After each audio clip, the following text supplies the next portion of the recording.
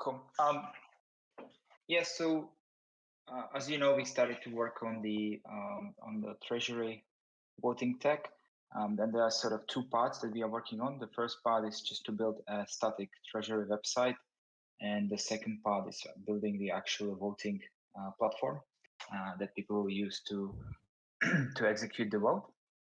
And the voting platform will have pretty much all the functionality when it comes to um, managing the proposals, creating the proposals, managing them, approving them, as well as execution of the vote. And what we also agreed with the IOTA Foundation that the Firefly will only execute the vote. So we will use a deep link from the voting platform that user clicks on. It will open Firefly at a particular place um, where they select which wallet they want to use for the vote, and then they just execute the vote within the wallet. So really trying to keep within Firefly simple to avoid any potential security risks, and really just leave it leave it Firefly to what it's supposed to do.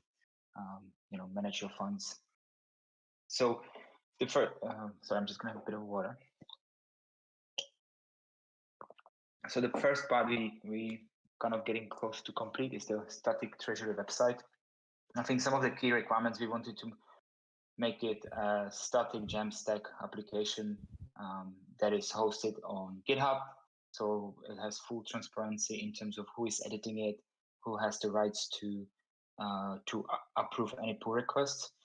We will be working with our community next week to build up various approvers from IF and from community. They will have to approve pull requests into the main branch to make sure that whatever is published on our treasury website, it's pretty much approved by various people, so it can't easily be modified by one person or even just by IF. And the treasury website it's just pretty much explaining what the treasury vote is going to be about. And then we might eventually add a widgets that will connect it together with the voting platform, which will be the second step, as I said before, we'll work on. So you can actually, the website is on a GitHub. It's hosted through GitHub Pages. It's using Eleventy, which is just pretty much generating a static content, and it's hosted on GitHub. So this way, we only really using GitHub to host the code as well as host the website. It's a simple static website, and it's using a Markdown.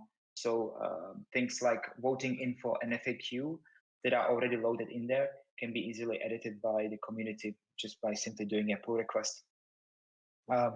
This is obviously this is still work in progress. And all the credits actually go to Franfa. He's in Europe, so he can't join this session, but he has done a lot of work on this. And so they're still tweaking it, but this is sort of the first version you guys can start looking at, and potentially if you want to suggest any changes or any changes on the text, just do a pull request within the repository. I can show, maybe once you show the website, I can show quickly how the content can be edited in case some members of the community want to edit on any of the content file. The website is there. You want me can to you see show that? some? Yeah. So if you go also to that other link in the Git repository, I can potentially show how community members can edit the content. You mean the GitHub? Yes. You want me to show the Git? Okay, 1 second. It was the link before. Yeah. So what we're just trying to show you guys is that it's come pretty far.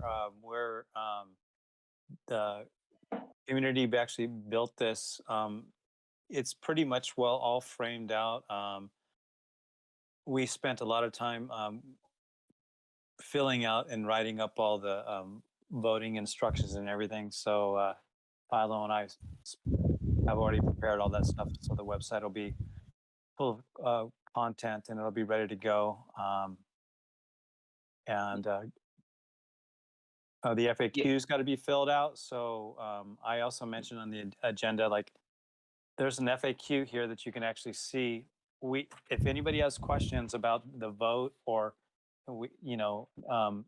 think that they would be appropriate for an FAQ, we need suggestions, right? So anything about voting, questions, concerns, we want to put them in the FAQ.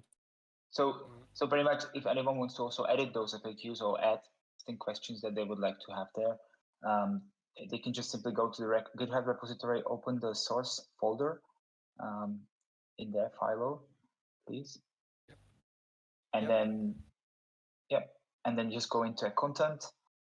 And in that folder, it's the first folder, And then in there are FAQ item, blog posts, and voting info items. So there are different Markdown files. So if anyone wants to edit any of those FAQs or want to create a new FAQs, just create a new Markdown file in this folder, create a pull request against the repository, and if once it gets approved by the approvers, it will be published. And I would just say, for those people that don't code and want to contribute in the community, this is something that is within reach of everybody, I think, right? If you can write posts on Discord, you can actually do this. Yeah, there was suggestions to run WordPress, but I think we really want to avoid any potential hacks, and we want to keep this as a static. It's a static content we need to present anyways. We will have the voting platform, which will be a proper app, but this is a static content, and having it through GitHub, I think it's great because you get all the history, who edited, how it was edited, and you get the complete transparency, which I think during this whole process will be very important. And if somebody does something really ridiculous, we can actually repair. So that's good. Since we've had some actors out there that have been kind of messing with people, so that'd be good. Yeah. Are there, where you've got the normal guys talking here? Anybody else have any comments, concerns, any questions about where we are with this process you want us to answer? I can't believe I haven't heard anybody say anything like when, or not even that. So they're now well trained. They're now well trained IOTA followers. We already get rid of the soon and when questions now. No ATAs. Or you mean we are afraid to ask? Yeah. Maybe. Yeah. We never get an answer. Yeah. So just to add to this, obviously we'll have the mobile view is still being tweaked of the website. So I think we should have a quite near finished version by the governance meeting on Thursday. And then obviously next item will be for us to start building up the UI for the voting platform. And then there will be sort of, once we have that finished, there will be sort of a next milestone in this process. And then obviously finish the voting tag based on the UI. So that's sort of a 3-step process we are taking. The treasury website, treasury website, the UX UI design, and agreeing on the final voting platform, how it's going to look and what it's going to do, and then the solution being built. So all you guys got a preview of what's going to happen in the next meeting, but the good thing is that it may not look like it, but we've come quite a ways. Content's pretty much created, the layout's pretty much done. Now it is just beautifying, and then the other stuff that's going to come along on the UX stuff. We're really getting down to bolting all this stuff together. So pending some unnatural acts, we should be right on target to get the stuff done. We're kind of targeting, I would say, in the next couple months, depending upon when audits happen. So we'll definitely the aim is definitely to get in this, I'd say before the end of the year, and hopefully beat that by a month, give or take. Could even happen sooner. Just depends on if we're lucky and things go our way. So there are a few dependencies in this project. Obviously, with three key elements. There's a Firefly change, which now we know it's going to be quite limited, so it shouldn't be a big change. I think it will take weeks, but again, it will also require audit. So we have the voting platform, and then we have the whole net changes. But all those, as far as I can say, all those are moving forward. So far there doesn't seem to be any blocker at the moment that we're looking for resources or we're looking for a team to build one of those components. Yeah. Okay. So any questions so far, team? Anybody out there in internet world? Any comments? Okay. I guess what we'll do next is, Philo, did you want to? Do you think we've covered it, or do you have anything else that you want to add No, cool. about I think this? maybe I don't know if people really want to change something and you have kind of not yet an idea how to do this in GitHub. Actually, what you can do is really, you see my screen. You have this little pen here that says edit the file, and so this is actually the text that will show up on the website. And if you have an idea of how to change the text or what you think would be nicer, you really go on the pen, and then you will actually, you will be making changes in the project. You don't have submissions, so you will create a fork of this, and you can actually, in this document, you can write your changes down, write some new text, and then down. Maybe do a change so we can actually show the process if you like. Yeah, I'll just do something like, I'll write something like this. Is just put like $2 million going to Adam Chain. Yeah.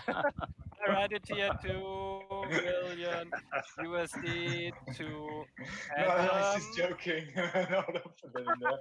It's gonna end up in the history. No, don't do that. Commit. No. Somebody has to approve it anyway. And so now you see, I can propose. I can propose these changes. I can say that was fun, and I click on propose changes. And now what happens is, I can create a pull request here. You just click on create a pull request, blah, blah, blah, blah, blah, create it. And then what happens there will be, you see this? You realize I'm one of those approvals. So. I know. So what happens now? This is not yet going live on the website. So you see there's a pull request now open in the repository. And so somebody has to check this. Actually, this is going to be in the moment is Adam. So so there's a review required.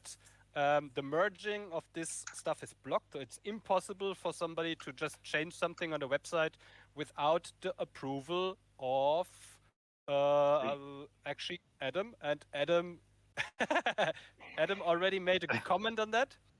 And still, I can't merge it. Only Adam would be able to merge it in a moment and to put new content on the website. And so this is a really good system of check marks and double checks and triple checks that will avoid having anything changed on the website that would maybe change the content or change any security related stuff. Everything has to go through approvals of different approvers until it can really go live on the website. And I guess it's a pretty nice security feature. Yeah, and also the bottom line here is though that if you've not used it and you're worried about screwing something up, don't worry about it, because we can reverse that. Like if it's, we can fix it. So, nothing will get official approve. Everything has to be approved. So you can put in some content, and if it's duplications of something that's already done or whatever it is, right? You're not going to mess anything up. And I'll just say one last thing about GitHub. If you don't know how to use it, and even you don't remember any of this, and you are interested in learning how to use GitHub, there are several 15-minute YouTube videos that are really good self tutorials that'll take you through just the basics of GitHub, and that's all you need. So it's free, it's out there, and it's not a daunting thing. You hear everybody talk about it. If you're not a programmer, the first thing people get worried about it, but it's simple as can be. So, but Microsoft ordered, so we need to start getting worried. That's right. There's minimum number of approvers as well. Okay, so we will probably do minimum certain number of approvers that have to approve it that are across IF and the community. Therefore, it until those approvers approve it, it can't be merged. So that will be I think. And I think I'll just take this moment to protect it. Yeah, I'll take this moment just to say we're basing this on GitHub and everything that we're doing because of the change management repository. But for a large part is the threat environment that's out there. So it actually provides us some safety. And because this is a vote about money, right? We anticipate that we'll have some unpleasant visitors that are. So we have to anticipate that, and then we have other strategies that we have in place, and are fortifying pretty hard. So for this and in the future, just let you know that these are all being considered and under review constantly, and also for that reason, you won't up until the last minute probably see the website even get launched officially with its Treasury IOTA name. We'll probably wait to late closer to the launch date if people are trying to get to it in other ways, just for security purposes. So, all right. So either we're really boring or you guys are asleep. Oh, just paying attention. That's pretty Okay. good, guys. Great job. Okay, cool. You know, it's at the end of the day, it's just web building, but it's important because it's community built, community inspired, and to be frank, if people don't like what they get, it's because they didn't participate, right? So get the word out. We get what we put in, right? This is a community project, so enough of preaching. Alrighty. I'll stop Yeah. sharing, or Yeah, I think we're done sharing. Yeah. So Yeah. now we got to figure out what do we do Just now. next. Yeah. So So I've posted a link in the Americas channel to the smart contract documentation that's being worked on by Eric and all of the other, and Avidis and all the other developers. It's still in progress. It's still something that could change. I think I've linked to the develop branch. So as they commit stuff, hopefully it gets there. And what it shows is that you have these smart contracts that can run and get compiled into WASM, and they have a series of examples that are shown later on in the document. So there's links that go through that. It ends up being that they have two flavors of language that you can use to write the smart contracts, either Rust or TinyGo. I think Rust, most of the examples are in Rust right now. And they then compile to a WASM, which is an intermediate object that gets run within a secure sandbox. So take a look at it. It was really helpful for me to kind of get an overview of the things that are there and anything else that's out there. And if again, it's a work in progress, so it could change. So I think it's just something that's pretty good and illustrates the where they're at with documenting things. And it's quite easy to how grasp. recent is this? I think how it's new is like this? 2 days, 2 days old, right? Okay, so this is kind of fresh. Okay, cool. I think I also Sorry, guys, shared another. Yeah. Sorry, guys. Where can we find this documentation again? Just for, because we are also working on ISCP. They just shared a link in the American If you channel. go to the Amer channel within Discord, you can just link on it from there. Brilliant. Okay. Yeah, but it's thanks also for the IOTA ledger. You can see it here, the link too. But two different ways to get there. The other article Brilliant, I thanks. also recommend, someone have wrote a complete setup of an ISCP They have? in a private network together with a sample contract. Right? It was a Medium, right? Yeah. Yeah, so I think this is actually, it's so well written, and you can follow it and set it up at on your PC. And also it has even example smart contract. I'll share the put link in the Americas channel. Okay, good. Oh, I just share it there. It's already there actually. You got it there. Okay, cool. So why don't you click really on the link? Why don't you click on the link, Holger, and then people can just take a look at what the Medium article, because it's. I do have to admit, I only scanned through it, but I didn't read it or follow it yet. But it does have it seems to go through the whole setup, running, deploying a contract, seeing the outputs. So it's really nice. So this is definitely something for someone that wants to get into it and wants to start having a play. If they just follow this tutorial, it could be a great Kickstarter for them. Yeah. So You see it? yeah, we see exploring IOTA 2.0 smart contracts in a private network. Yep, we see it. Yeah. So I have to read it actually. It looks really yeah, good. the cool thing about this, you guys, is when the documentation is this far, everybody's trying to judge how real where we are and how close things are. The answer is always, and the best answer at all times is always to go look at a GitHub for those projects and to see, how active they are and just commits and everything that are there.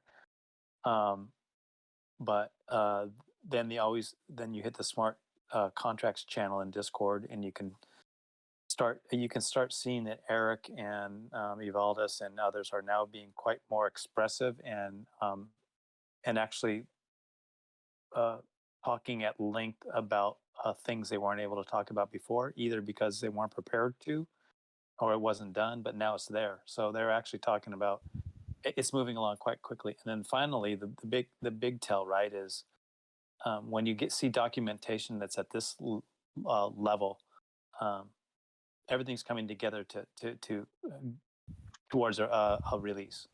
So they're in the, I would say the late innings, and be pleasantly surprised. I think they're going to surprise us with this stuff coming out a little bit sooner than people think. So it's relatively public. I mean, I think it was like 3 weeks ago. Some of the documentation was really actively worked on. So it's it's not relatively recent. It's been like worked on for a while, and I think it's quite public as well that I might have been communicated publicly. I think on some of the Discord channels, that people are testing this. It's been actively tested. It's really about and this article finding bugs right now. So that's really exciting. What did they on this article? I think they said that, was it this one or another one I just read? They had 100 nodes or more in their private test net, and they were running smart contracts and they were working. So that's we have a few very very good community devs working on that quite long, quite in private, so in their own chamber and testing stuff. And then you have like I think 14 or 15 people in the IF working in the smart contracts team. So it's a pretty big thing and a pretty big development happening there, and that's close to being released in a fancy way. Yeah. So far so good. Anybody have any comments or anything you want to talk about as far as this subject matter is before we kind of go down our agenda and start dancing a little bit? So maybe File, if you scroll on, there's a really nice image of the overall setup. I think if you go up, it's about the setup. It's quite on the top there somewhere. You have this the setup of the nodes. Yeah, this is quite a nice overview of the setup. Yeah, it's really good. Yeah. So you have your Goshima nodes, you have your WASP nodes, and the WASP nodes form actually the smart contract chains. They have their own network and they're connected with Goshima, which is linking all this stuff to level 1 to the Tangle. And so that's the pretty cool thing on ISAP, I think, which makes it a bit of different from other smart contract platforms, is that you have this super amount of parallelization happening, that you can really run 10,000 Ethereum chains in parallel and not just like one Ethereum chain which everything else is relying on. Yeah. And they're all gonna communicate with each other over the Tangle for free, actually. And every state change and every smart contract is anchored on the Tangle, so you have an absolute immutable audit trail of everything that happens, and every of these 10,000 Ethereum chains is posting and submitting and immutably storing the change of anything on the Tangle, which is like a super machine that's going on there. Before I continue on with the next subject, I want to make sure that everybody here is awake. And We're talking smart contracts. I'm sure they are. well, I just want to make sure you guys still, can fog a mirror. You're not, you're alive. Because the next thing I want to talk about is kind of fun. If you looked at my agenda, I had something called badges. And what we're going to do is, I don't know if you've poked around all over on Discord, but Antonio has been, he's put badges up there. So in Discord, and IOTA is going to be using badges in different ways. And you are able to go get your own badge there. So badges are from this point forward, badges are going to play a more meaningful role for everyone in the IOTA ecosystem. More and more details are going to come out about this. There are a lot of badging systems out there that are used for rewarding people, but they can also be applied to establish your reputation. And reputation is going to become more and more meaningful within the community, with the IF, the entire ecosystem. It will actually start earning you social leverage and also social reputation. The vision for this will eventually start becoming apparent and more meaningful when we start moving to assuming we go to a DAO, reputation is going to be an aspect that DAOs use for people that vote, and also for people that are trying to get grants or funding, and they're going to submit proposals. And part of the proposal process part of the vetting process will be looking at the badges that people have, which establish their reputation. So they'll have experience, whatever experience they have in supporting IOTA, maybe running nodes, doing stuff in help, working on doing user community meetings, running, testnet stuff, or like what Dave does with helping with, the Ghost Shimmer and the Hornet stuff. All of those things are going to be tracked, and you would obviously have to opt in for this. But I just want to let you guys know that badges are going to be playing more meaning. And because of that, everybody who attends the U.S. America's meetings, I'm going to keep track of those. And if you guys could send me I'm going to take a screenshot of everybody who's here, so that we can actually start building a credit list of those who attend, so that when the badge reward systems come to be, we'll actually have a list of the people that have been going to these meetings and participating, and you'll already have kind of credit in the bank. And then when the system kicks in, we'll be able to then just apply the good work that you've done by participating in these meetings, and I'll have that list, and we can apply it to the badge system when it comes out. So kind of cool. Think about badges. You'll see that all the other DAOs use them, and they can really be a great way to basically reward people for participating, working on projects, and building social clout. So look forward to that. You know what? It just depends. It depends on how many beers are applied, are sent to me. What about people that offered their streaming power to showcase cool stuff in your meeting here? Like, a persuasive argument could be made as long as it comes with a beer. I'm okay with that if they are not, but I don't think it applies for the IF members, because they all already have enough benefits. Oh no! That's kind of I feel kind of discriminated now. The only thing I have in benefit is I know all this shit already, so that's the problem. Yeah. So I want you to know you guys are getting points for laughing at my jokes. I'm making a score every single time. Right there, boom, you just got a point. Yeah. Hey, does here's a general question: is there a way to save the entire list of this meeting? Anybody know? We just got to take a quick snapshot of it right now. I don't know about because on my screen, I'm looking at my phone, and it actually cuts off. So I'm cutting off people. So I'll do it. I got it. Yeah. Yeah. So as a backup, you guys, I do want to reward you and honor the people that are here, and I would say just send Gman 214 a direct link, but there are people that might not attend and hear about this, right? So, there's my beer. Somebody just sent me a beer. Thank you very much. But go ahead and send them to me, and I'll just compare about at the list if you guys want to make sure that you guys get the credit. And I'll do this every meeting, so you guys are actually, filling your bank.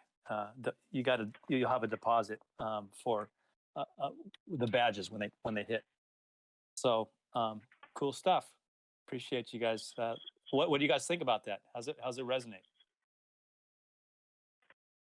Oh, you guys, man. Brilliant. No, it's good. It's good stuff. Okay. All right. It's a great idea.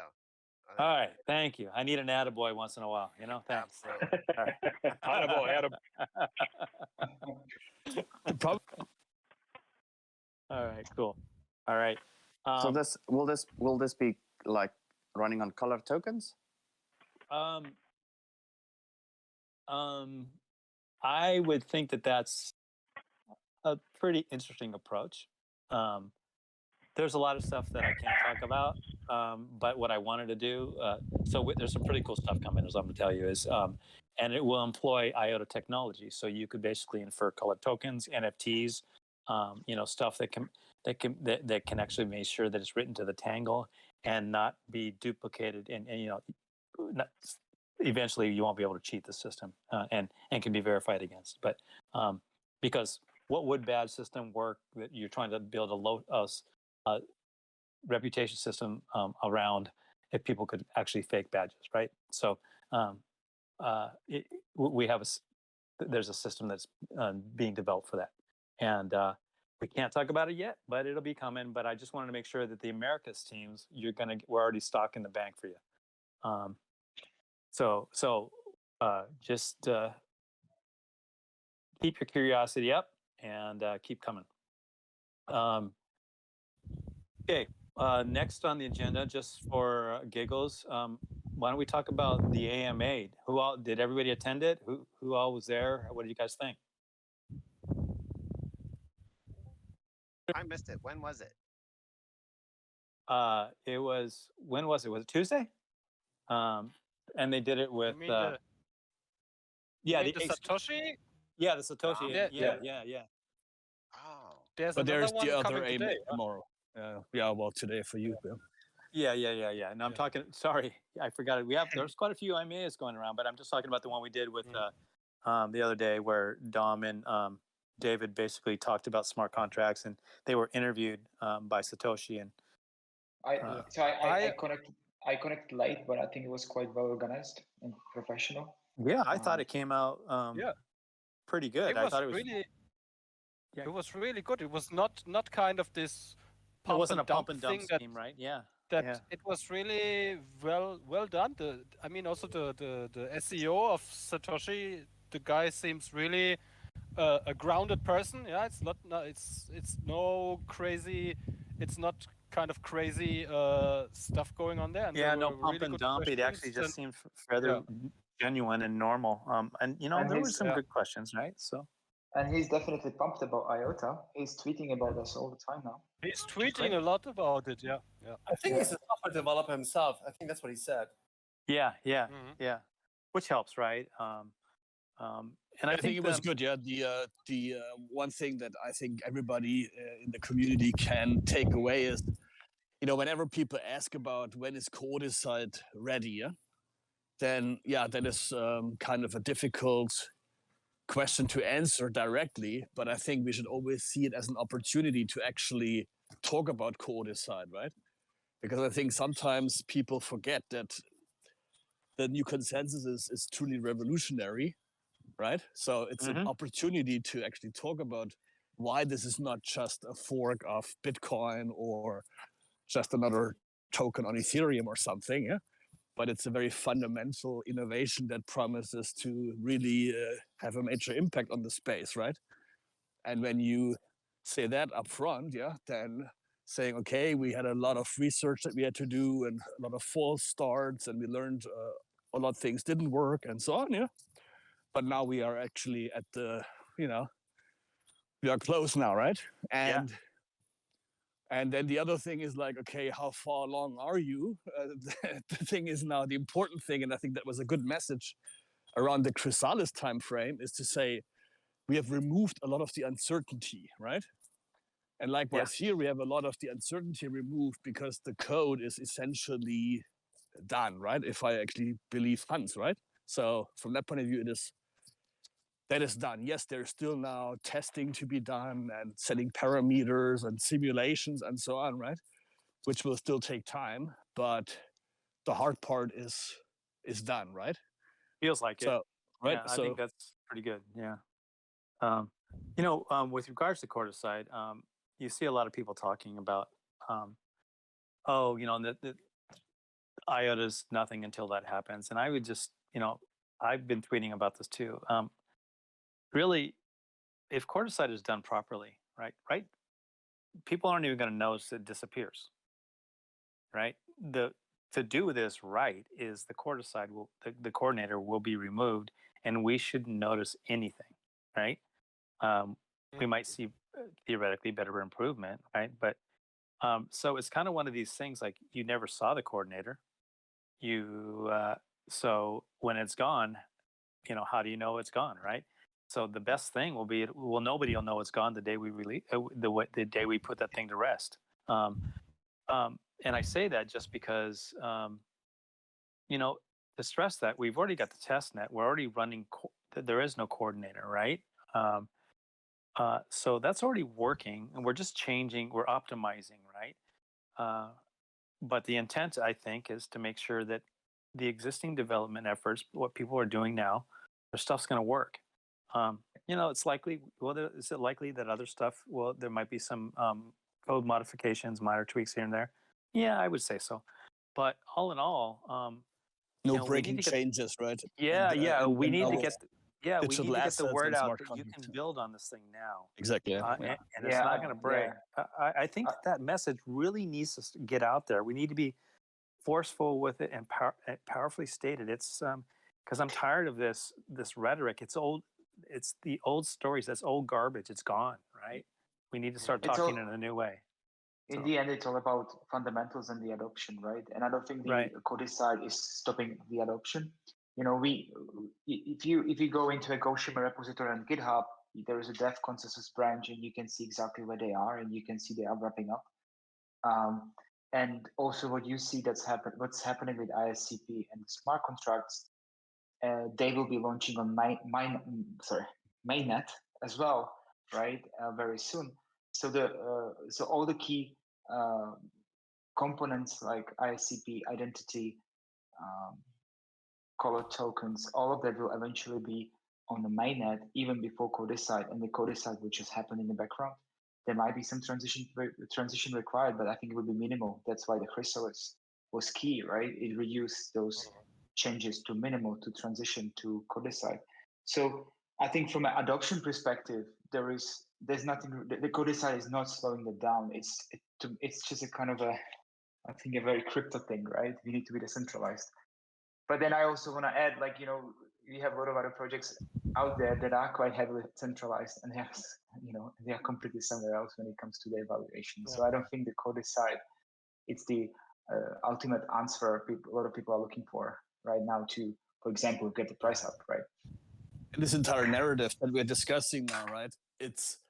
in this world of Twitter and a blog here and there, it's also so short-term memory, right? But people, you know, what we know, and we of course are preaching to each other here, is very different from what the world out there knows. Even if somebody is in crypto, right? You know, I try to look at other interesting projects here and there and understand what the hell is going on outside of IOTA. But just think about the typical person interested in crypto. How much time have they spent, and how difficult or easy is it to learn about IOTA and where it stands and so on, right? So, you know, I think there's a reason why companies like Coca-Cola have been telling us the same thing for decades with big budgets, right? Either it's the real thing or the new generation and whatever, right? And so, you know, there's, I'm just saying, like, we shouldn't be afraid to repeat a story or keep telling the same story, because chances are most of the world has not even heard it once before, right?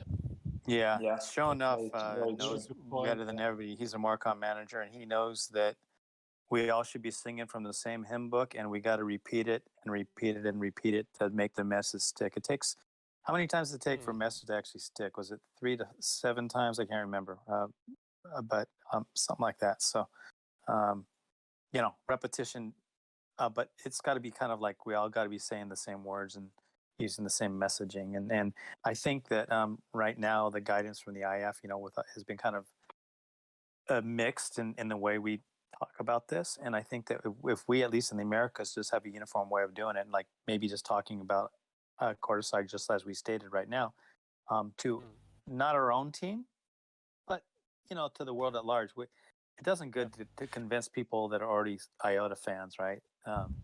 I mean, every once in a while, it's good to reinforce somebody who's having doubts, but really, we need to evangelize. We need to get out of our cocoon and branch out. So that's my. You have to see. I mean, look out there. Just in the last 2 months, we had two of the top 3 projects running in major, really major issues. I mean, we had a hard fork in Ethereum.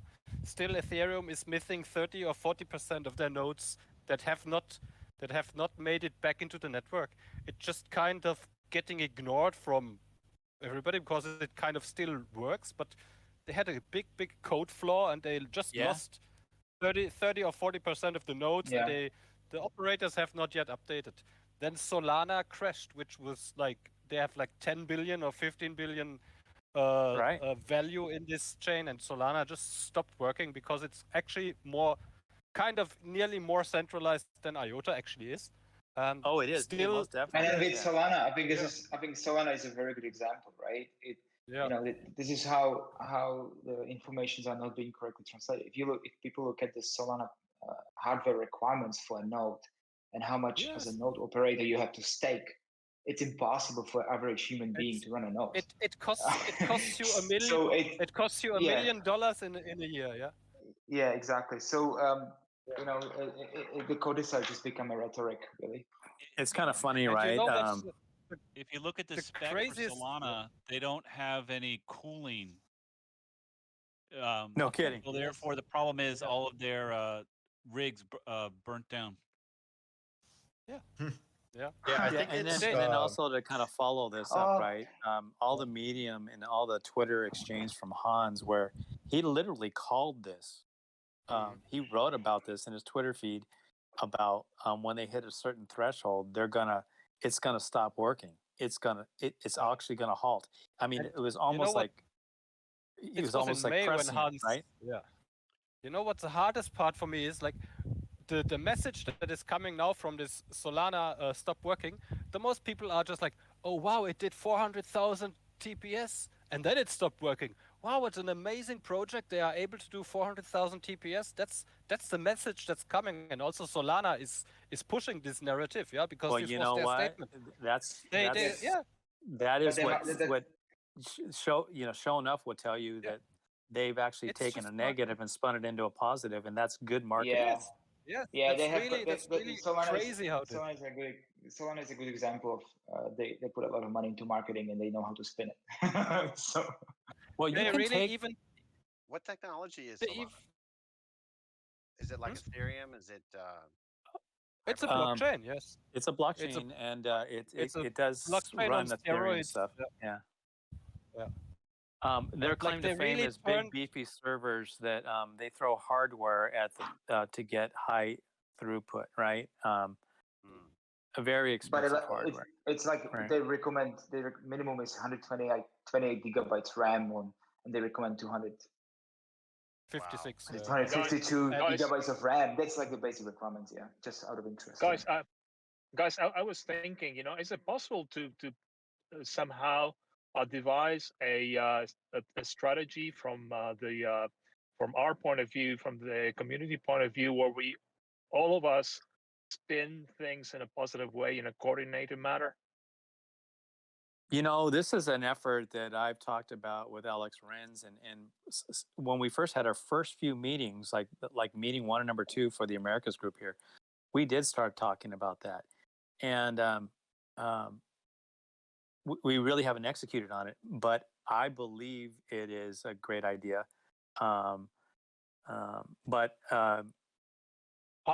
would you go about setting that up, like to make it in an organized and coordinated way? Or obviously we're all in Discord, we all always check all these channels and everything, but is it possible to have some kind of strategy where everyone is essentially working in a coordinated way to spin any negative thing and just transform it into a positive, and also to spread the things that are already positive and and amplify it as much as possible? So thinking about how we would do this, I don't know where we would post it, but maybe we could have an area, maybe it's on Google, I don't know, where we call it issues that need to be refuted, or whatever the topic is, and then have the community, like an area for community response to help build us, a collective of ideas on how we actually give a response. So everybody will throw in a bunch of ideas, and then we'll actually have to synthesize that into almost like what you saw on GitHub. We basically, but not exactly, but kind of like have people contribute answers on the way they would answer the question, or implement the spin for the issue at hand, and then we could all maybe somehow have a way to say, maybe we could have a poll. I said, from time to time, okay, do we think we have a good answer here? Do we all agree, on that? I don't know. I mean, I'm just spitballing here. Anybody have ideas?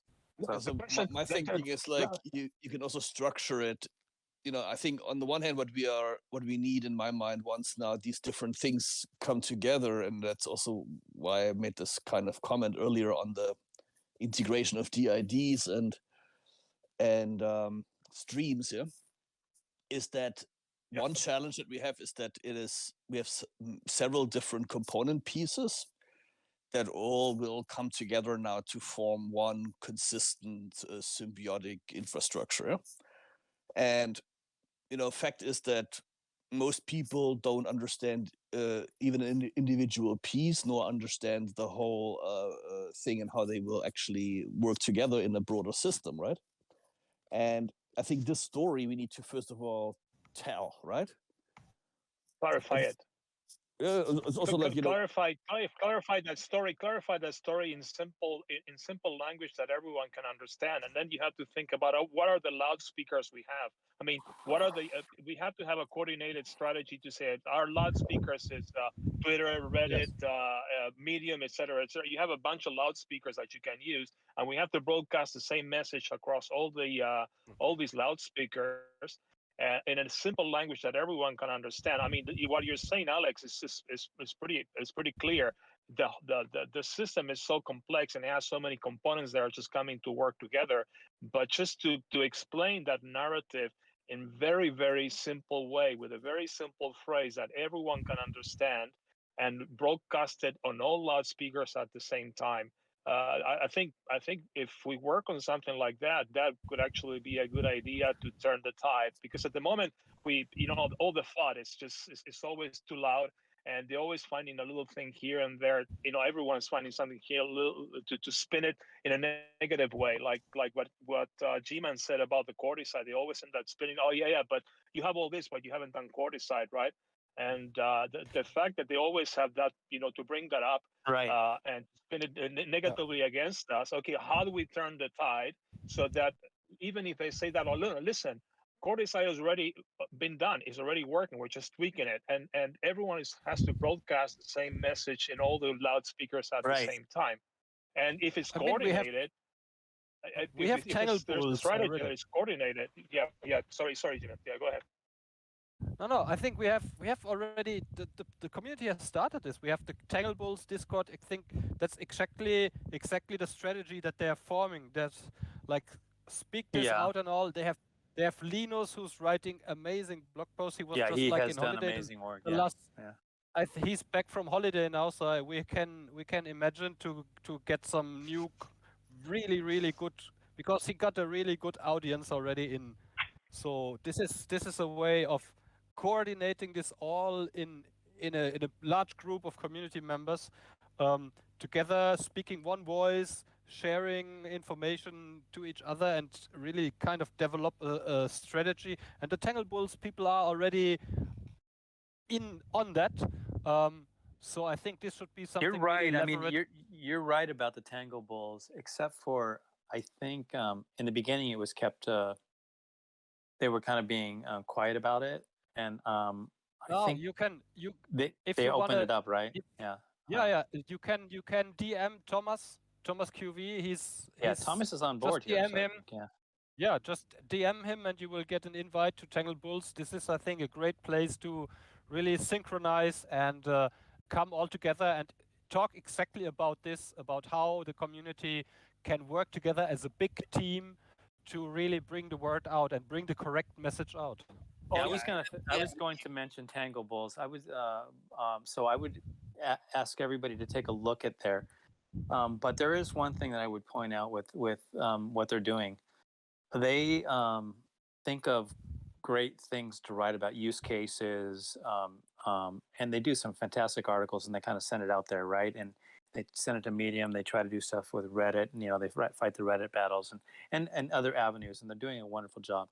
But it just occurred to me that what maybe really isn't happening is when issues like, and we'll just use it because it's top of mind right now, the coordinator objection, right? That's really what it is. The coordinator's a problem, right? People, there's the whole rhetoric around. It's the first thing that people attack us with, right? Is coordinator. You got a coordinator, centralized, yada yada yada. And I already kind of explained the answer to that. Well, maybe within the Tangle Bulls group, we could just post another channel, which is okay. What are the issues that are listed out there? And then we formulate the answer that can be the hymn book that the community always references to and speaks the same thing. Like, what the other person was just mentioning, all of us on a bullhorn, really a loudspeaker, saying the same answer to that, right? I don't know if the Tangle Bulls, if they've actually kind of had that structure there, but it's not a. And actually, we have prepared already a section in the IOTA wiki for this, because this is something this was from when we started the wiki. This was one of the first things that came up. We need a database, an anti-FUD database, where everybody in the community, even if it's not part of the Tangle Bulls, everybody can look in the wiki, and if you come into a discussion on Twitter or some social media with somebody that brings this stuff up, we need a database of information. This is like bam, bam, bam, bam, bam. These are the answers that will kill all this FUD. And what do you call it? As soon as we have it. You know what they're going to say is, oh, they're trying to deflect. That's what they're going to say, because all these years of build up, the hype, and now we're kind of deflecting. This could backfire too. Hey guys, let me, if I could, I just want to say something. Just maybe a little perspective. And I think all of this is very important. I totally get it and agree. And I just want to say it has to be done perhaps with a little bit of maybe cunning or strategy, and I know you're all saying this too, or self-awareness, in the sense that I heard an expression the other day. They're talking about politics. I think it was a baseball player that said this, or baseball coach, whatever. And they're talking about political situations. And the question was, how are you? Maybe a reporter asked, how are you so successful? And what the guy said, Casey, whoever it was, said, "Well, I kept the naysayers away from the undecideds. You know, we just had this election in California, and that's how that was on. There's a political talk show, whatever." And that's very interesting because, and I think that's applicable here. Jumping with an analogy here, I was this afternoon. I was doing some reading research to kind of because I want to go back and update my own blog to keep my own sort of people informed of what's going on with IOTA so as to promote it. A few years ago, coming out of industry, you guys know Paul Brody over at E&Y fame. Big E&Y is big into Ethereum. I don't know Yes. what, right? Clearly they've invested in it or whatever, what have you. But you know what? 2019, I think it was October, he was making a statement like, if you build it, will they come?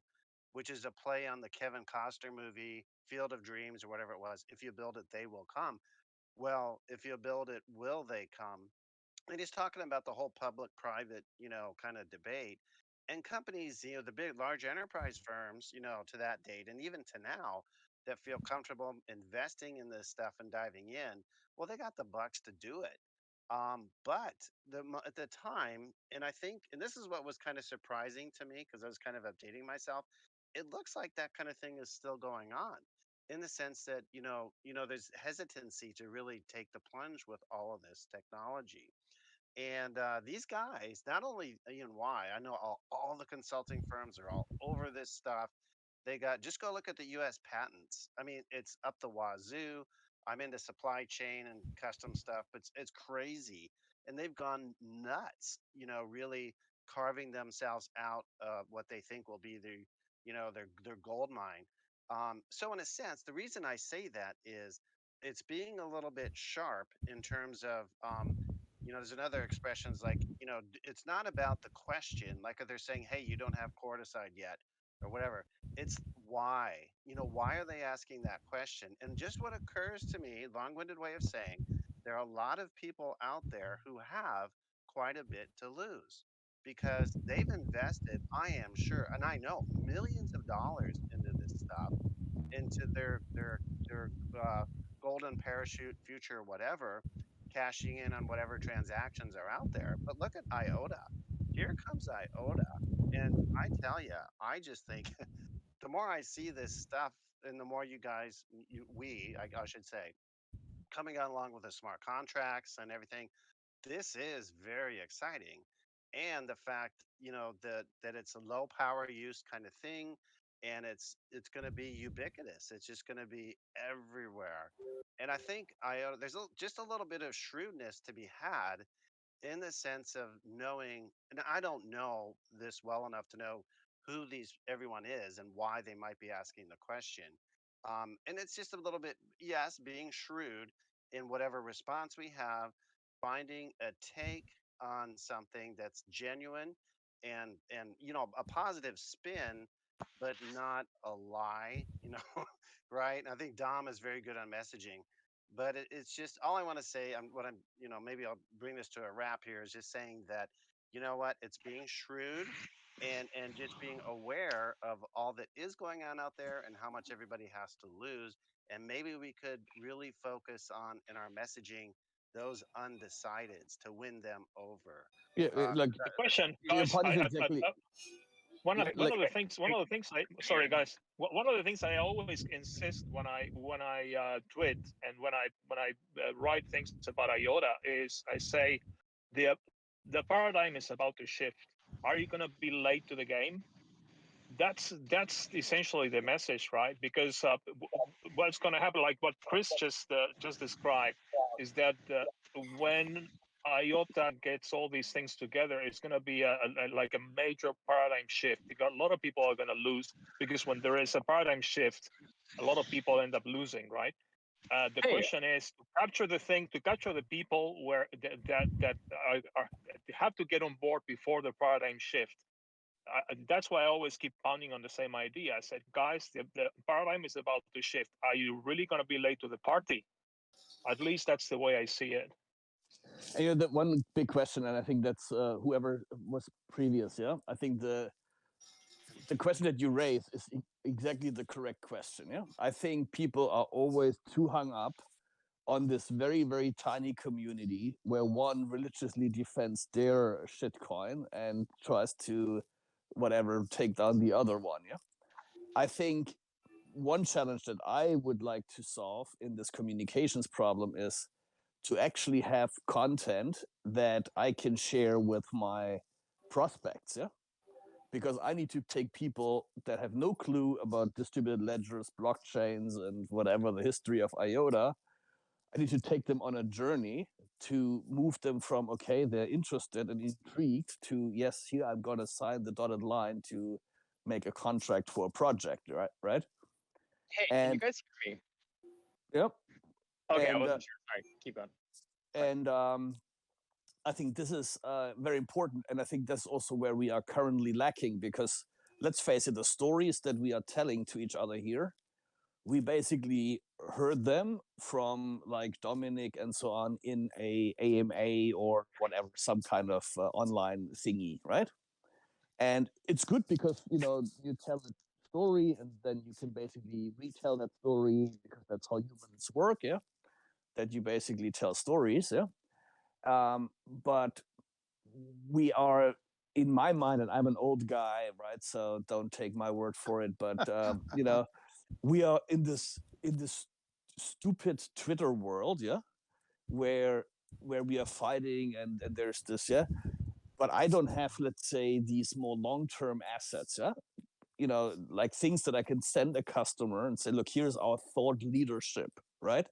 Because there's so few people out there who have even the slightest clue about a distributed ledger and crypto and so on, that what I need is to have documents and assets that position IOTA in the mind of these people that, as you said, also have no clue, the undecideds, yeah? And I need to be able to shape their thinking, yeah? They've heard that Bitcoin is an energy hawk and so on. Yeah, okay, so that's something that they might have heard, yeah? So now we can explain why we are the most energy efficient, yeah? Because of the way we do the consensus and this and that, right? And a lot of that stuff, yeah, I'm lacking. I can tell this, but it's not scalable right now, right? So we need to write these things down in more like, you know, papers, not in a blog that is valid for a week and then forgotten, yeah, or in a tweet, but writing this stuff down. And once you have such a document, through, and you know, this of course requires that you strategically think, who do you want to address as an audience, and what do you want to tell them about whatever the thought leadership, what is it, yeah? Then at the end of this, you have this Q&A thing, right? And you say, okay, here are objections and questions that we get, yeah? So here's how you answer those, right? So then you have this FAQ document that is a constantly evolving document. Hey, everyone. Yeah, I think I was just gonna. There is. I don't know if you can hear me. This is Dan here. I'm gonna say hey, something. Dan. Wait. This is Dan the man. Dan Zimmerman. Hey. Now the thesis will come out. Yeah. I'm in the beach, so it's a little. I'm really happy that we're all chatting. Always happy to connect. I love these voice calls. I'm gonna have to join them more. So I heard what everyone was saying, but I'm gonna say something really radical. Like insanity is doing the same thing over and over again and expecting different results, right? And sure. This is all kind of in the world of doing the same thing that we've been doing. And one of the, like, I'm guessing, well, actually, I don't even want to impose. We're talking about, maybe I should ask first. I'm guessing that the context we're talking about the market. Dan, you're cutting out, man. Whatever you're saying, I'm sure is brilliant, but I can't hear you. Oh, bummer. Oh, there you go. You're back. Okay. So we're talking about like adoption, how we get exposure. Yep. Yeah. So I mean, I don't know if you heard that first part, but like what I constantly see is that we're not where the right? Like, what's the conversation going on? People are talking about NFTs. They're talking about, decentralized finance. It's not about the metaverse. We're getting into a point where the digital and the physical are starting to come together. These are the conversations where activity is happening, and to negate that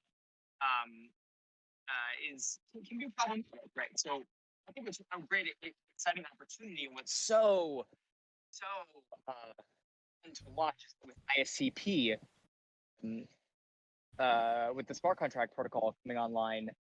We're going to start to see a lot more areas, see a lot more of these use cases. We're going to be seeded into this community and into this environment a lot more than naturally. So, your thoughts? Dan, you are I don't know about everybody else, but you're breaking up so much that it's can't even tell what you're saying. So if you can find a safer space that's out of the wind or something, because I really whatever you were saying, I don't think anybody can make out. I can't hear you. It's really hard to hear you. If I could add to the conversation just a bit, guys, I think that there's this real. I hear this all the time. And I've been part of Simplified team. I've been part of all these groups that are trying to unify around a really specific marketing message. I just want to say, from someone who spent the last 2 decades in marketing, that I think we might be sort of missing the plot here. I understand that everybody wants people to hear us, and the instinct is, well, maybe if I just scream louder, they'll hear me. Right. And that's kind of what we're talking about when we talk about sort of brigading around a specific message and everybody being unified off a single cheat sheet. We actually already do this. And I'm going to say this because if you look at Twitter, if you look at Reddit, if you look at Discord, we all answer these criticisms exactly the same. We already have a unified platform. Everybody says the same thing. So getting a more unified sort of document that everybody reads off is not going to make us more coordinated. I think Dan's point around sort of, and there are 2 different layers of messages. Just to be clear, there's a B2B message, something like Alex was talking about, and the B2C message, which is going to be more retail. The retail message that gets knocked down around quarter side, a lot of those people aren't trying to listen to you. They're just trying to yell at you. So this idea of trying to find sort of resonance within audiences, I think is really critical to think about who it is you're talking to and whether or not you're talking to them or you're just talking at them. People want to have a conversation, great. A lot of you guys are not trying to talk to you. They're just trying to talk at you. So in those cases, it's really about spinning the conversation to something that, if you're getting to somebody who's actually trying to understand what you're talking about, try to understand that IOTA is incredibly complicated. Most of these other projects are talking about just one thing, and that's an appreciating token. Who's using the token? How fast is the token? We have token, data, product. We're a gigantic protocol. The reason why we feel this complicated is because we are an incredibly complicated project. So understanding that and understanding that we're right at the verge of rolling out 2 really big narrative points, which is ISCP, which is about interoperability and becoming the infrastructure or the rails that crypto can run on. And the second is Nectar, which is really the answer to all of these quarter-side criticisms. So timing when it comes to marketing and marketing messages is just as important as the message. So we can't think that if I just yell this louder at them, they're going to hear me. Sometimes you have to be strategic in the sense that we know these things are coming out in the next couple months. And that's when we should be really ready to go out there and sort of make a more clarifying statement about what IOTA is and what they stand for, and really just being more sort of sophisticated in the way we approach these things without being too dominant. And having the Hey, proof. can you all hear me now? Yeah, much better. Way better. Way better.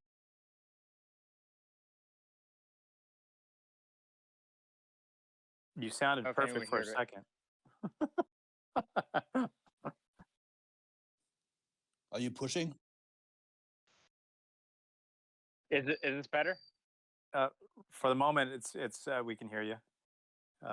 Okay, I'll try once more. Otherwise, maybe I'll try then I'll just stop. You guys can hear me good? Yes, because I can hear you all fine. So insanity is doing the same thing over and over again and expecting different results, right? The problem isn't that we are, or not. Are we doing this the right way? The issue is that we're not even engaging where conversations are happening.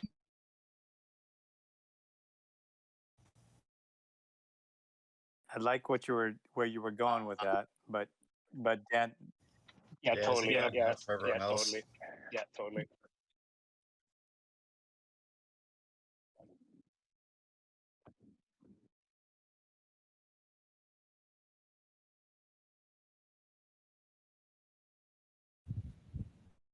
Is this a little better? That's better right now. Yeah, let's give it one more time. I'll try one more time. So I'll say this. I'll try to say this one more time. We heard the insanity part. Yeah. So the problem is not that we're not crafting them well enough. It's that we're not where the nations are, right? Like there is a theory to be had here, and that theory is that whoever wins the quote unquote speculative wars is going to win the whole thing, and we have to really keep that in mind. So saying that protocol is a scam or this doesn't matter, like all of the activity is happening and generating in these places, in the NFT marketplaces, in the DeFi spaces, in the metaverse, like talking about where the virtual and the digital and the physical come together. So there's a really great story there, and it's starting to happen. And I think what's very important is if we can start talking in these environments rather than talking kind of in this language that people don't really resonate with. Does that make sense? Sure, it does. I mean, you posted your first blog today, which I haven't had a chance to get my arms around. It's been a busy day, but I was planning on reading it this evening. I agree with that. We start talking about things that aren't just that are more current and that are happening now and cutting edge. Makes sense to me. But right now we don't. I would say that we need some assistance from you, Dan, and the rest of the IF to help us give us, some, assistance in how we want to direct those conversations, right, based upon the technology that we have. That's totally. So, and I think with SCP we really are coming into this new era. Because everyone's going to be able to start building their own smart contract platforms or their own applications. You're going to start seeing more. You're going to start seeing more like tangibility, right? So it's not just going to be like, hey, there's something from the EU, which is incredible and it's exciting. Sometimes in the crypto space, tangibility is needed. So it'll be exciting to see like, oh wow, I can actually interact with Tangle. Or there's an NFT marketplace, or wow, there's a play to earn gaming platform. Like these are things that are like, I think we've always been relevant, but it kind of brings us into another realm of relevance. So I would say that everybody has been waiting for IOTA to get to this point where we can actually do this, and it's coming together. And I think that this user group's just a case in point. It's growing, it's getting bigger. Our last recording, I mean, for our user group that was only established in May, and the last I don't know if you saw the Tangle accountant recording, but that one had our best showing, and it really just talked about he actually kind of showed us yield and used some Ethereum and some other applications and showed us how we what you can do with this stuff, the tangible experience, right? And I think the comments and the number of hits we've had on that, we're over 1,000 on just Little America's user group, right?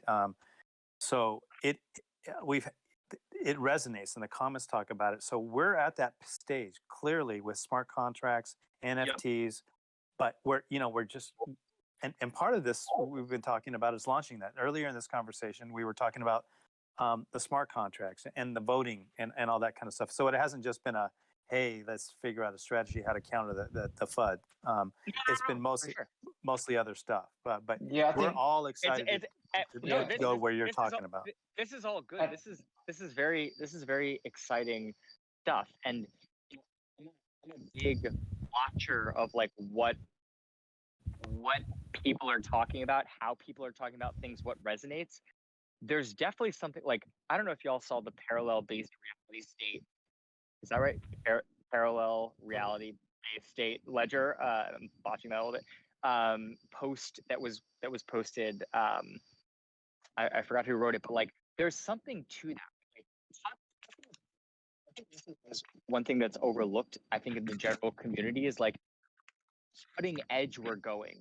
I think that like talking about parallel realities, talking about like quantum-based ledgers, like based on Newtonian, like these are all linked. Like, you know, someone that maybe is stumbling onto this, maybe you don't know quantum physics, but you get the idea. Quantum, it's a leap forward from Newtonian. It's just like, oh, wow, that's the next step. Like, there's definitely words and terminology that we can start using to really show that like 2.0 is a entirely new generation of, you know, consensus on a DAG-based mechanism. There's a lot of exciting language we can talk about it.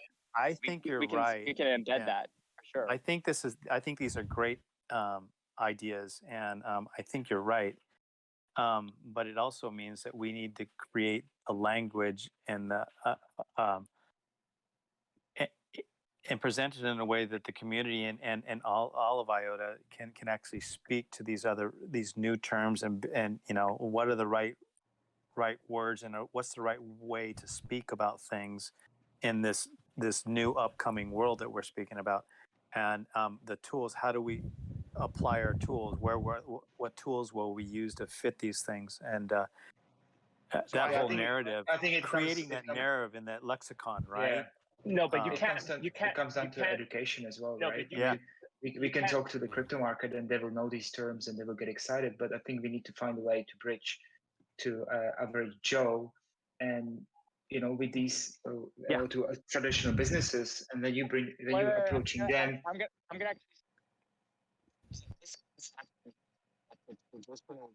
Is the one. No idea what you said. I submit that our first funding effort is to buy Dan a new phone. I'd really like to know what this guy is trying to tell us. I'm so sorry. Can you guys hear me? I'm really sorry. I'm like in a remote. I'm in a remote part of Long Island. Can you hear me? Now we can hear you now. Yeah. Okay. Yeah. I'm so sorry. It probably won't be like this for the rest of the week, so I'm happy to do another one. I wanted to stop you there because I really want to challenge that idea. I want to challenge that idea that the average that doesn't know or crypto is the one that we need to. I don't know if that is like, yes, obviously we want to bring new people in, but we also want to convince the space that we're currently operating in. Sure. So this idea that like we want to convince the middle manager at X company in Europe, you know, to use IOTA, like, yes, we want that, but we really have to start asking ourselves, like, is that the best way towards adoption? Or is there a more open, permissionless way to do it? Yeah, I agree with that. Yeah.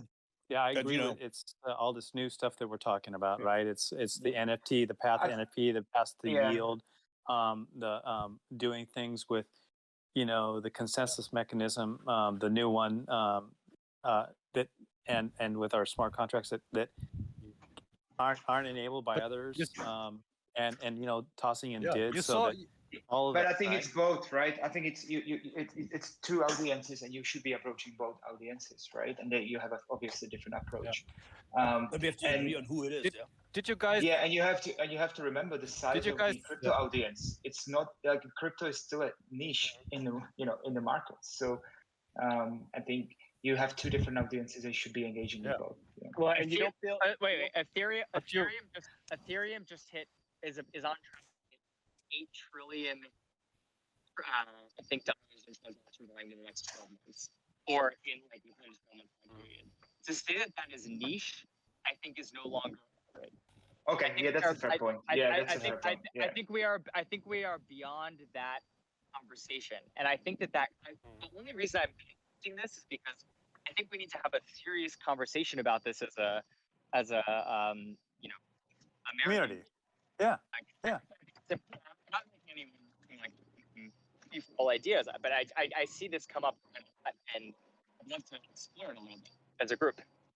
Okay, I've got a great idea. We're going to have, when Dan can commit the time, we'll have a committed time for the Americas group to actually just talk about the new narrative that we need to create, and have Dan actually be in a building and with a wired connection. Wired. and if Dan, when you can make that time, we'll set it up so that we can actually have this conversation. It's a meaningful and important conversation. So it'd be cool. Yeah, I just want to make sure that we caution. I just want to add just one little piece of caution: is you can't build a new narrative without having a base narrative.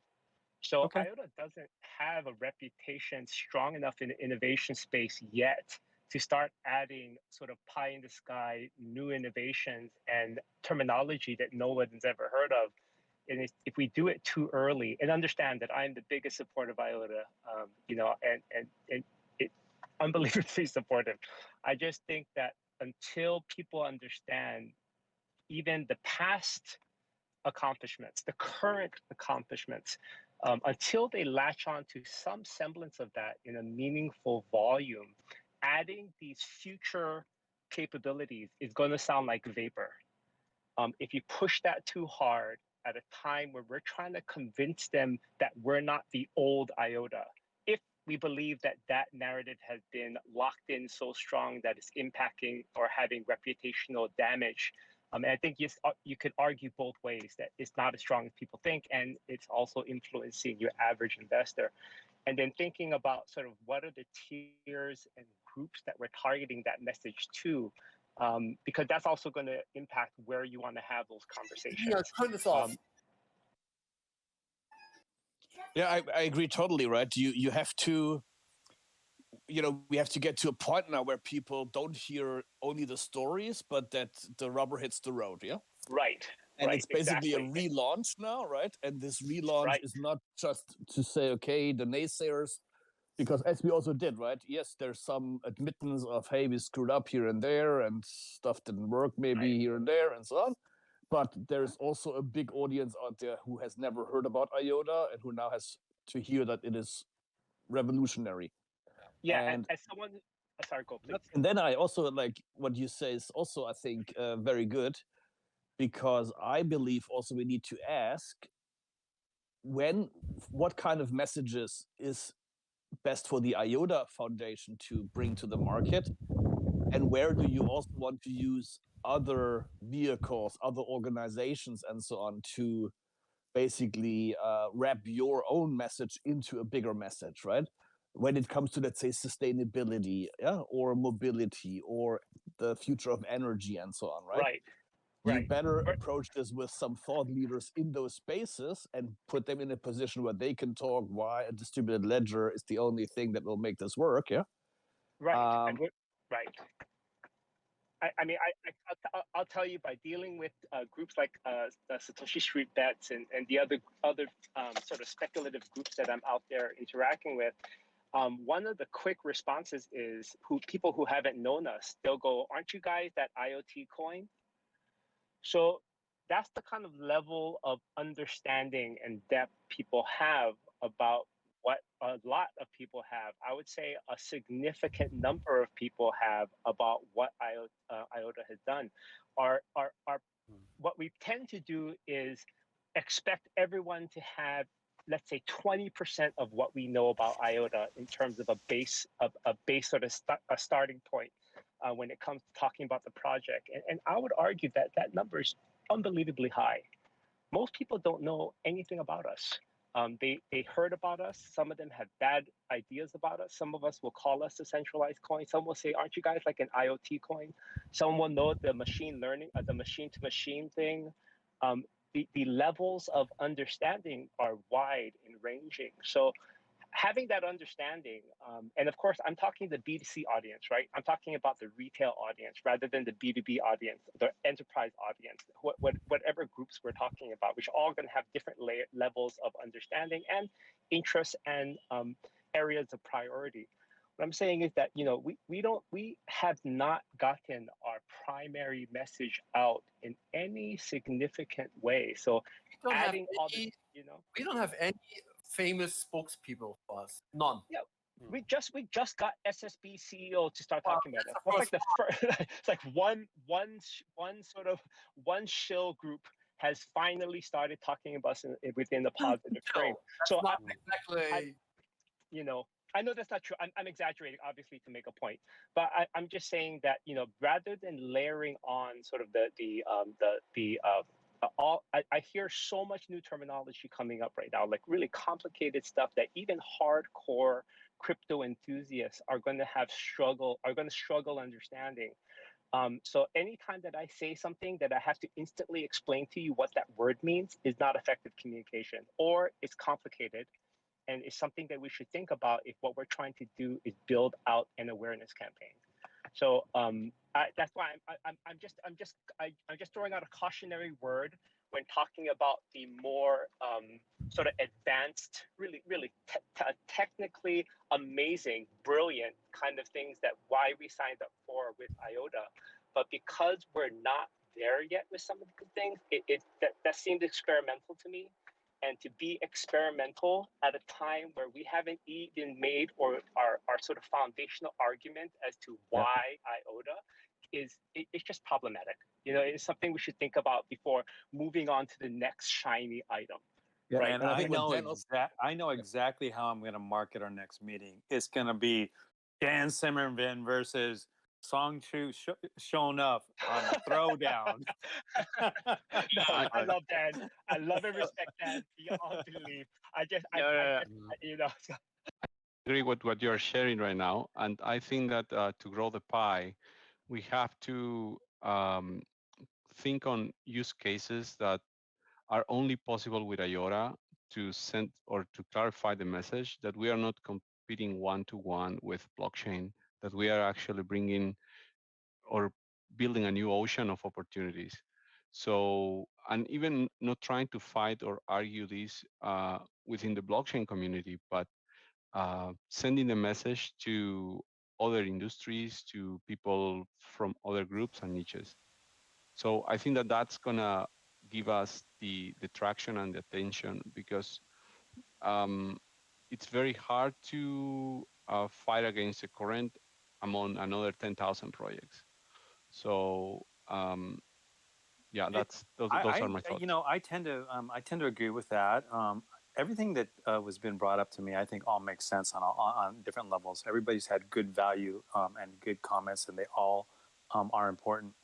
I think going to where Dan was going is my experience was when we had the Tangle accountants show off, you know, painting the vision, the tangible vision of what you can do with IOTA, even though we weren't even showing IOTA, but we're saying, hey, this is what's going to be able to be done, plus with the added capabilities of the IOTA technology.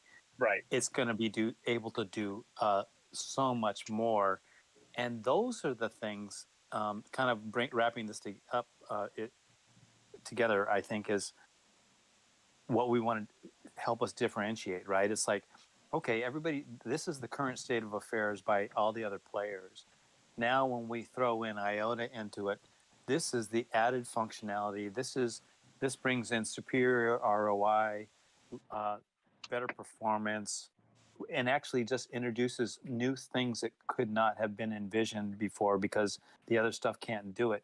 You know, all the parallelization and so forth that happens with smart contracts. You know, with the uniqueness of being able to actually front end a lot of these things with DID and actually showing that stuff. The other guys can't talk about that. Nobody, they just can't talk about it. They are all point solutions when they look at, when they actually want to compete against us effectively, if we paint the scenario out the right way, leveraging all the tools in our toolbox. Yeah, so that's a developer's pitch, right?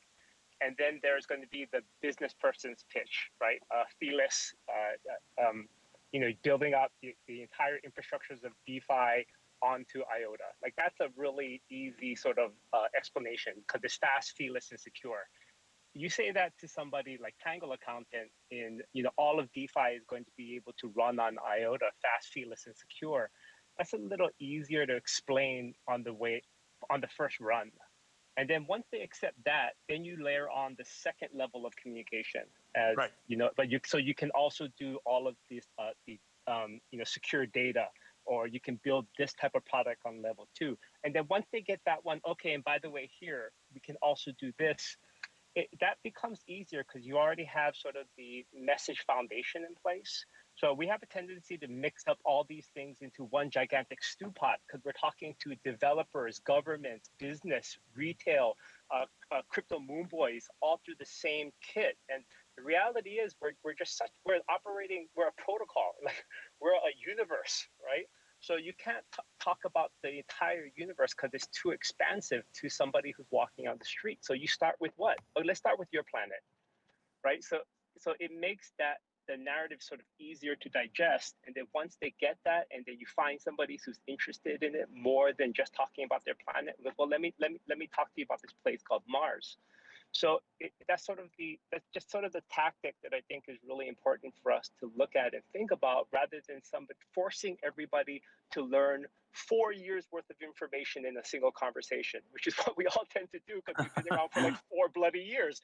Like nobody's going to get all of your knowledge in a single conversation. So what it is about just finding the most resonant, relative piece of information to drive that home, get them interested, and then layer on information after that. I think that's the most important thing. Because then I'm not interested in Earth, right? I only want to. Yeah, I 100% agree there. And Shonaf, I think I totally agree with what you've been saying. I think that what we're going to get out of this is the ability to communicate in layers like you're talking about, and the ability to understand the audience that we're speaking to, whether it's one person or multiple, and to make our communication about IOTA more targeted to those people. So it's absolutely great, and I'm on with exactly what you're talking about, and I think it's going to help us all to learn how to be better communicators and for IOTA. Yeah, I would say the most important takeaway from all of this, right, is that when you do the technology, when you are talking about IOTA, you need to understand who you're talking to, who's the targeted audience. You do the technical pitch to the technical guys, the developers. But if you're talking to a business person who needs to talk about financials, that's how you talk to them about it, right? Yeah. So you talk to them in their parlance about the things that are important to them, not about, hey, I've got this protocol that can solve every issue on planet Earth. That's right. So that's right. So we're trying to persuade. That's the goal of every communication in the context of what we're talking about is to persuade, right? We're trying to be persuasive, and the best way to do that is to be relevant. The example that I always use in advertising is like walking into a very crowded conference room. Everybody screams as loud as they can so you to come up to their booth.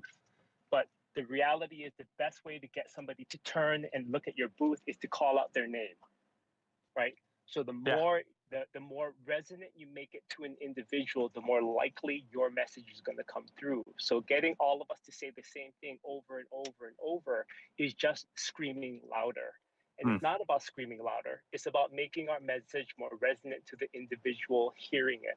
And that's what needs to be coordinated. But I would also say that there's I agree with what you said, but I also think it's important to make sure that since we are trying to make every one of us foot soldiers, right? That we also do kind of have a uniform way of talking about some of these things to those different target audiences. It's a fair statement. That's a very fair statement. So right. Everywhere that every enterprise thing that I've been involved with, you basically shape the narrative, give the talking points to your sales guys, so that when they go talk to the C-level guy or they go talk to the developer, the messaging is appropriate, and you get out the salient pieces that actually mean something to them in their world and what's important to them.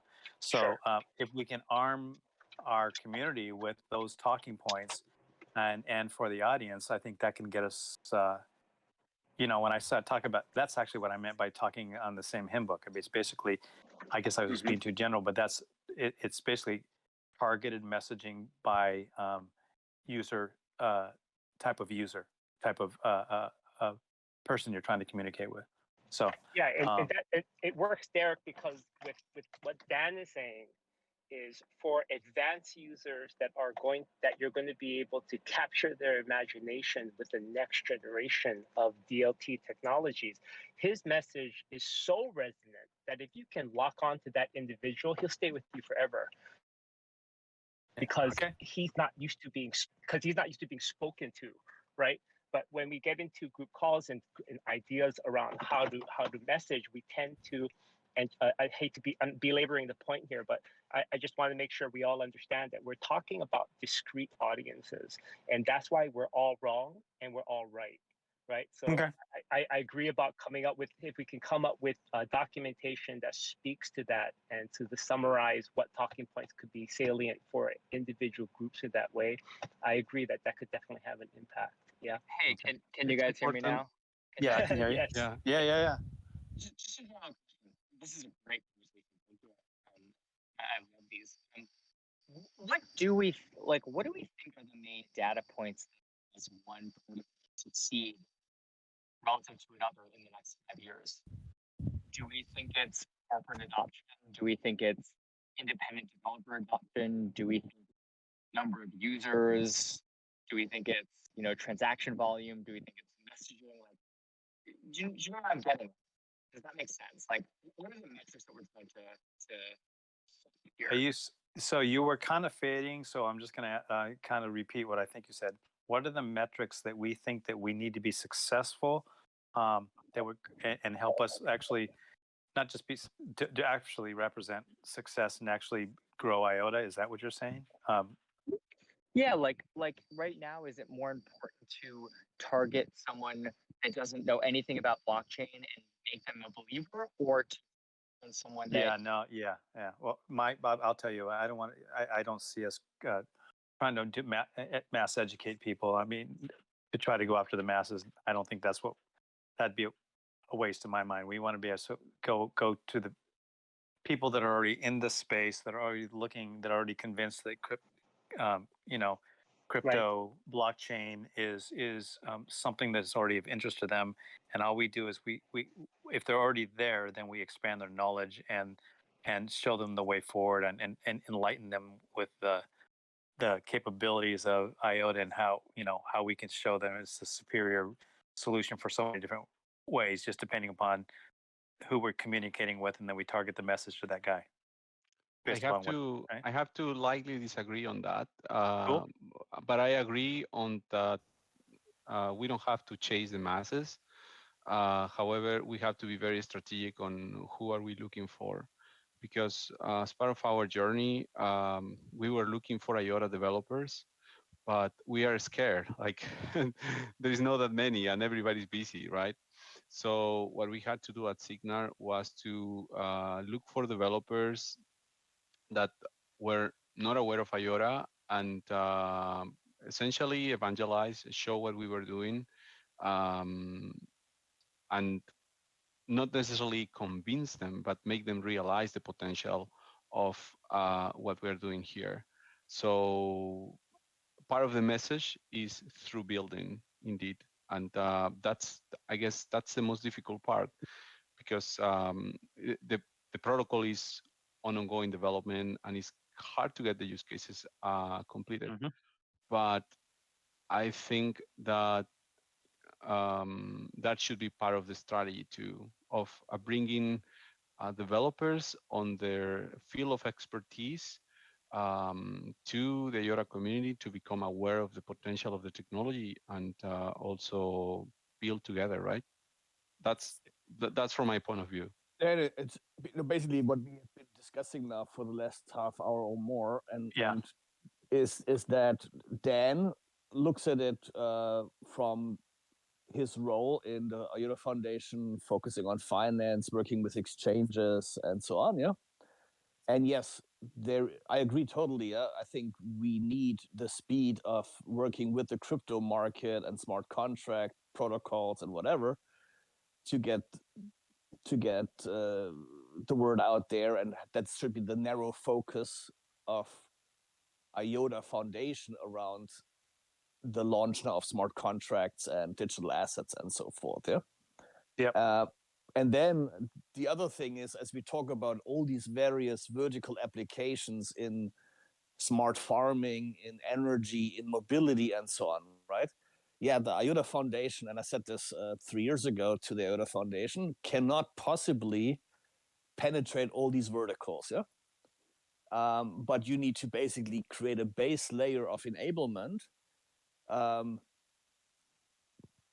that then these individual companies and partners can take and run with in these different verticals, and actually also maybe adapts to make them unique assets for their purposes, But that would mean, for example, that you need an asset from the IOTA Foundation that talks about, hey, why is it important to think about trust in data and, the whole data economy kind of discussion, right? And you maybe have big go-to-market partners with Dell, et cetera, technology companies who want to push that narrative, And then you work with various partners to basically then, because they also need go-to-market partners, right? To make the rubber hit the road for individual specific vertical use cases, right? So I think that is, in my mind, a part of the challenge we are debating here, I agree with where Dan is coming from, and I agree with smart contracts, digital assets, and all that stuff. We will have a lot more very concrete stuff so people can touch and feel IOTA much more, and where we can get a very high velocity of adoption in the core market, And then we have a whole ecosystem where we want to take over the world with to penetrate all sorts of different verticals. But that community also needs to be enabled. The thing is, it ties up a little bit with what I was saying before about the change in paradigm, right? The idea is, if we want people to develop, do you want to develop with the old technology, or you want to develop with the technology that will be the best technology for the future, right? And that's you that's want the message we should be sending. Proof, right? Yeah, and that we want to send that message to the developers. I mean, from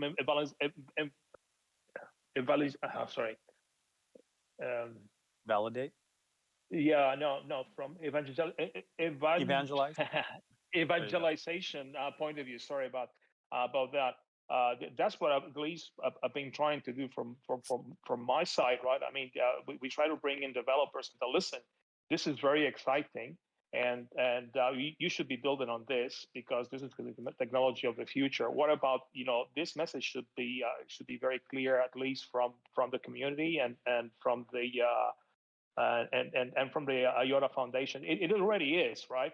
But the fact that this is paradigm shifting kind of technology, that should be the major drive, I think.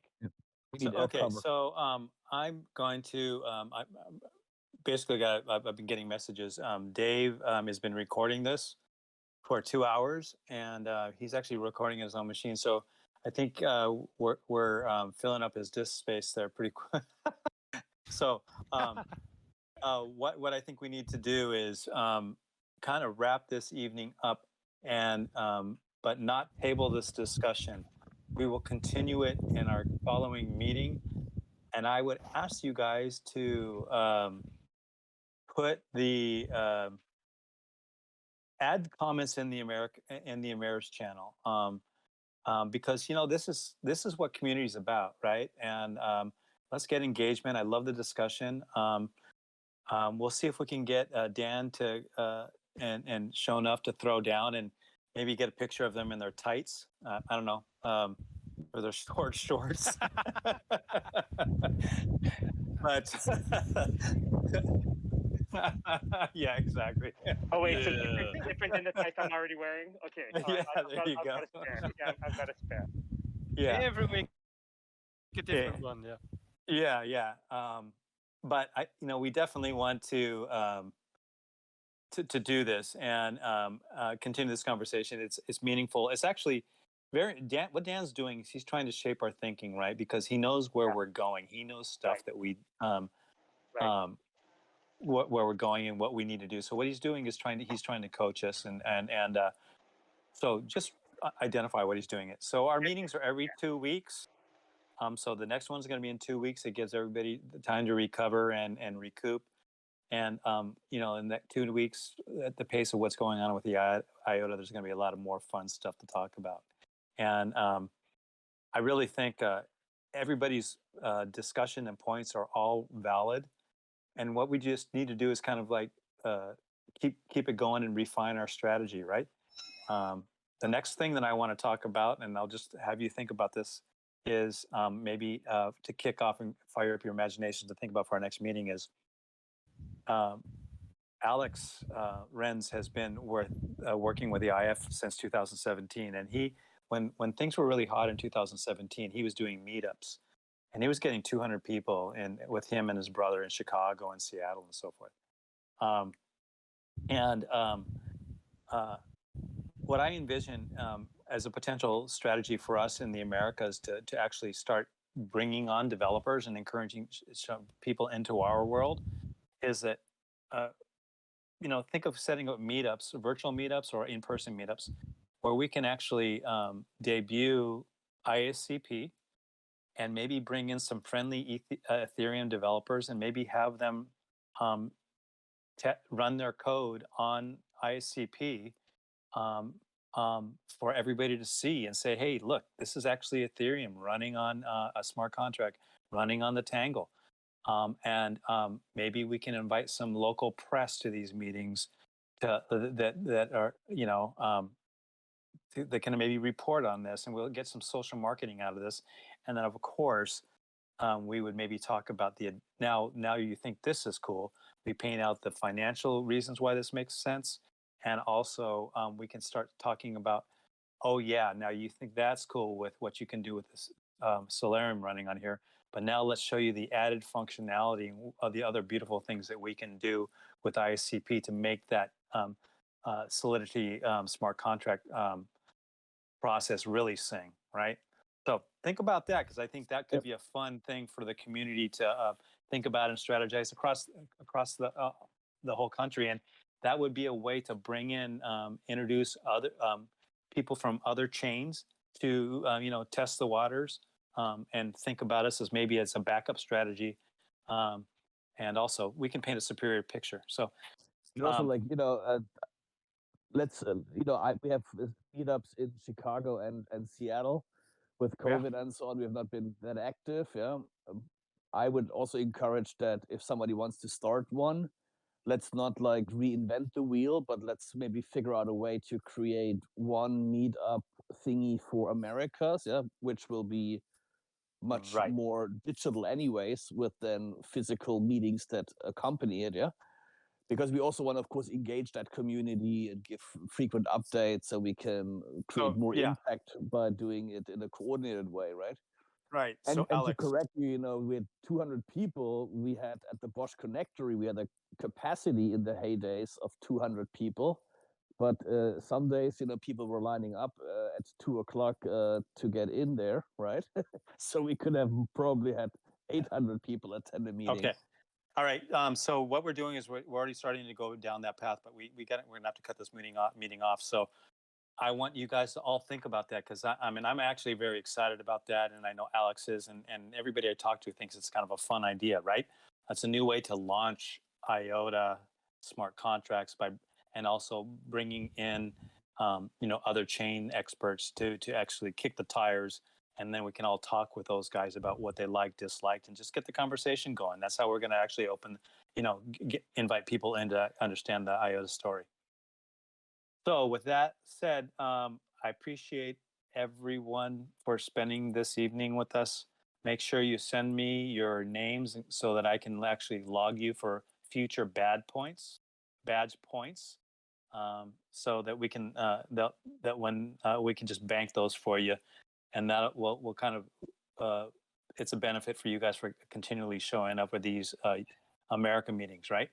So that's my little reward for you guys and thanks for you guys, coming along and pitching in. Awesome job. Yep. All right, you guys, I appreciate it. Amazing, I think I'm going to call it a night. Thank you very much for all your participation. Okay, Thank you. Good night, everybody. Take care. Thanks. Good night. Thank you. Bye-bye. Bye.